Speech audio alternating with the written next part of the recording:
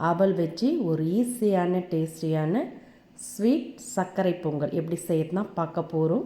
அதுக்கு ஒரு சாஸ் பேனை சூடு பண்ணியிருக்கேன். அதில் 3/4 கப் அளவுக்கு பொடித்த வெல்லம், 1/2 கப் அளவுக்கு தண்ணீர் ஊற்றி வெல்லத்தை கரைய வச்சுக்கோங்க. பாகுபதெல்லாம் தேவையில்லை, லைட்டாக கரைஞ்சி கொதி வந்தால் போதும். இப்போ வெல்லம் நல்லா கரைஞ்சி கொதி வந்திருக்கு. அடுப்பு ஆஃப் பண்ணிவிட்டு இதை அப்படியே இறக்கி வச்சுடுங்க. இப்போ செய்யறதுக்கு வானலை சூடு பண்ணியிருக்கேன்.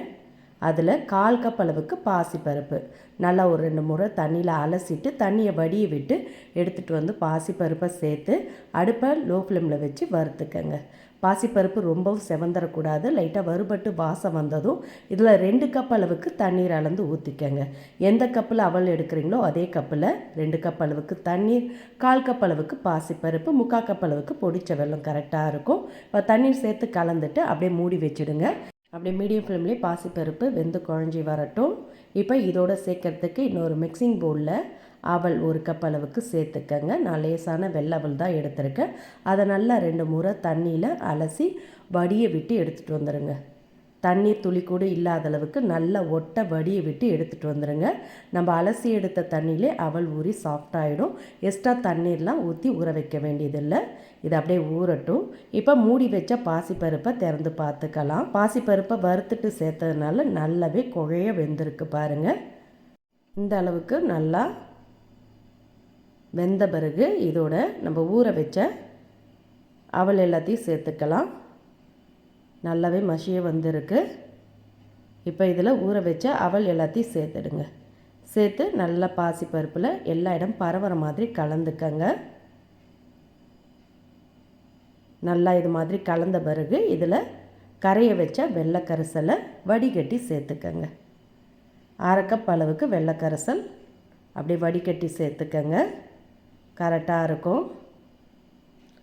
இப்போ நல்லா ஒரு முறை கலந்துட்டு இதை அப்படியே மூடி வச்சுடுங்க. மூடி ஒரு 2 நிமிஷம் அப்படியே குக் ஆகட்டும். இப்போ சரியாக 2 நிமிஷத்துக்கு அப்புறம் திறக்கிறேன். நல்லா கொதித்து திக்காக இருக்குது பாருங்கள். இப்போ இதோட ஒரு சிட்டிகை அளவு உப்பு சேர்த்துக்கங்க. கூடவே 1/2 டீஸ்பூன் அளவுக்கு ஏலக்காய் பொடி சேர்த்து நல்லா கலந்துக்கங்க. நல்லா இது மாதிரி கலந்துட்டு அப்படியே அடுப்பை லோ ஃப்ளேமில் வச்சுடுங்க. இதோட நெய்யில் வறுத்த முந்திரி திராட்சையை சேர்த்துக்கலாம். அதுக்கு குட்டி கடாயை சூடு பண்ணியிருக்கேன். அதில் 2 டேபிள் ஸ்பூன் அளவுக்கு நெய் ஊற்றிக்கங்க. நெய் சூடானதும் இதில் 1 டேபிள் ஸ்பூன் அளவுக்கு பொடியாக கட் பண்ண தேங்காய் கூடவே முந்திரி பருப்பு சேர்த்து நல்லா அந்த நெய்யிலே பொன்னிறமாக செவர வறுத்துக்கங்க.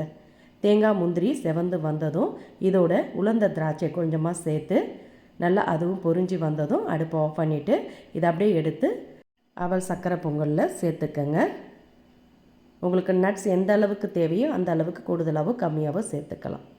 நல்லா கமகமன் மணக்க மணக்க சுவையான சர்க்கரை பொங்கல் ரெடி. அவல் வச்சு இப்படி கூட சர்க்கரை பொங்கல் செய்ய முடியுமான்னு யோசிப்பீங்க. நீங்கள் அரிசியை வச்சு செய்கிற நேரத்தை விட இந்த அவல் வச்சு செய்கிறது சட்டுன்னு ஈஸியாக செஞ்சு முடிச்சிடலாம். அதிக டைம் எடுக்காது. ரொம்ப ரொம்ப சுவையாக அருமையாக இருக்கும். நீங்களும் இதே மாதிரி இதே அளவுகளோட கண்டிப்பாக இந்த ஈஸியான ஸ்வீட் ரெசிபி ட்ரை பண்ணி பாருங்கள். இந்த ரெசிபி பிடிச்சிருந்து அப்படியே ஒரு லைக் கொடுங்க மறக்காம. Hi friends, welcome to akshay.com. குக்கரில் 2 விசில் தாங்க. சட்டு புட்டுன்னு நிமிஷத்தில் செஞ்சு முடிச்சிடலாம். அதிக டைம் எடுக்காது. இந்த மாதிரி சுவையாக செஞ்சு வச்சு பாருங்கள். கடைசி சொட்டு வரைக்கும் ஊற்றி ஊற்றி குடிப்பாங்க. நம்ம இன்றைக்கி அரிசி பாயாசம் ரெசிபி எப்படி செய்யறதுனா பார்க்க போகிறோம். அதுக்கு ஒரு வானலை சூடு பண்ணியிருக்கேன். அதில் 1 டீஸ்பூன் அளவுக்கு நெய் சேர்த்துக்கங்க. நெய் சூடானதும் 1/4 கப் அளவுக்கு பச்சரிசி, 1/4 கப் அளவுக்கு பாசிப்பருப்பு சேர்த்து நல்லா பொரிஞ்சு வர்ற அளவுக்கு வறுத்துக்கங்க. பருப்பு செவந்து அரிசி நல்லா பொரிஞ்சு வரணும். அந்த அளவுக்கு நெய்யிலே வறுத்துக்கங்க. ரொம்ப செவந்துடக்கூடாது. இது மாதிரி லைட்டாக கலர் மாதிரி வாசம் வந்ததும் அடுப்பை ஆஃப் பண்ணிவிட்டு இதை நல்லா ஆற விட்டுடுங்க. ஆறின பிறகு இதை அப்படியே மிக்சர் ஜாருக்கு மாற்றிக்கங்க. இது மாதிரி மிக்சர் ஜாரில் மாற்றிட்டு இதோட 3 ஏலக்காய் கூடவே 1 கப் அளவுக்கு துருவன ஃப்ரெஷ்ஷான தேங்காய் சேர்த்துக்கங்க. சேர்த்துட்டு தண்ணிலாம் சேர்க்காமல் இதை ரவை பதத்துக்கு அரைச்சி எடுத்துகிட்டு வந்துடுங்க. ரொம்ப நைஸாகவும் அரைச்சிடக்கூடாது, ரொம்ப கொரகொரப்பாகவும் இருக்கக்கூடாது. இது மாதிரி ரவை பதத்துக்கு இருக்கணும். தேங்காய், பருப்பு, அரிசி எல்லாமே அரைப்பட்டிருக்கு பாருங்கள். அரைச்சி எடுக்கும்போதே நல்ல மணமாக இருக்கும். நெய்யில் வறுத்துட்டு அரைக்கிறதுனால இது மாதிரி கொரகொரப்பாக ரவை பதத்துக்கு தாங்க இருக்கணும். இது அப்படியே இருக்கட்டும். இப்போ இதை நம்ம ப்ரெஷர் குக்கர்லேயே சட்டுன்னு ஈஸியாக 2 விசிலில் செஞ்சு முடிச்சிடலாம். அதுக்கு ப்ரெஷர் குக்கரை சூடு பண்ணியிருக்கேன். அதில் 1 டீஸ்பூன் அளவுக்கு நெய் சேர்த்துக்கங்க. நெய் சூடான பிறகு இதில் நம்ம அரைச்சி எடுத்த அரிசி பருப்பு பொடியை சேர்த்துட்டு எந்த கப்பில் அரிசி எடுத்தோமோ அதே கப்பில் 4 கப் அளவுக்கு தண்ணீர் ஊற்றிக்கங்க. 1/4 கப் அரிசி 1/4 கப் பாசிப்பருப்பு எடுத்தோம். அதே கப்பில் 4 கப் அளவுக்கு தண்ணீர் ஊற்றிட்டு கொஞ்சமாக உப்பு சேர்த்து நல்லா கலந்துக்கங்க. கலந்து ஒரு கொதி வரட்டும். வந்த பிறகு ஒரு முறை கலந்துட்டு அதுக்கப்புறமா ப்ரெஷர் குக்கரை மூடி அடுப்பை மீடியம் ஃப்ளேமில் வச்சு 2 விசில் வர விட்டு நிறுத்திக்கங்க. அதே ஹை ஃப்ளேமில் வச்சுனிங்கன்னா 3 விசில் வர விட்டு நிறுத்துங்க. இப்போ ப்ரெஷர் பூரா கம்ப்ளீட்டாக இறங்கினதும் குக்கரை திறந்துக்கலாம். நான் மீடியம் ஃப்ளேம்லேயே வச்சு 2 விசில் தாங்க விட்டேன். நல்லா மலர்ந்து வெந்திருக்கு பாருங்கள் குழைய. இது மாதிரி நல்லா கலந்துக்கங்க. நெய் சேர்த்துட்டு நம்ம சேர்த்ததுனால அடிலாம் பிடிக்காது, கட்டிகளும் ஆகாது. நல்லா கொதி வந்த பிறகு ஒரு முறை கலந்துட்டு ப்ரெஷர் குக்கரை மூடினிங்கன்னா கட்டிலாம் இல்லாமல் நல்லா குழைய வெந்து வந்திருக்கும். இப்போ அடுப்பை ஆன் பண்ணிவிட்டு இதில் 1/2 கப் அளவுக்கு நாட்டு சர்க்கரை சேர்த்துக்கங்க. உங்கள் இனிப்பு சுவைக்கு ஏற்ப நீங்கள் கூடுதலாகவோ கம்மியாகவோ சேர்த்துக்கலாம். சேர்த்து நல்லா கலந்து ஒரு கொதி வந்ததும் இதில் காய்ச்சி ஆறின பால் 1 கப் அளவுக்கு சேர்த்துக்கங்க. கொதி வர தொடங்கியிருக்கு. இப்போ காய்ச்சி ஆறின பால் 1 கப் அளவுக்கு சேர்த்து நல்லா கலந்துடுங்க.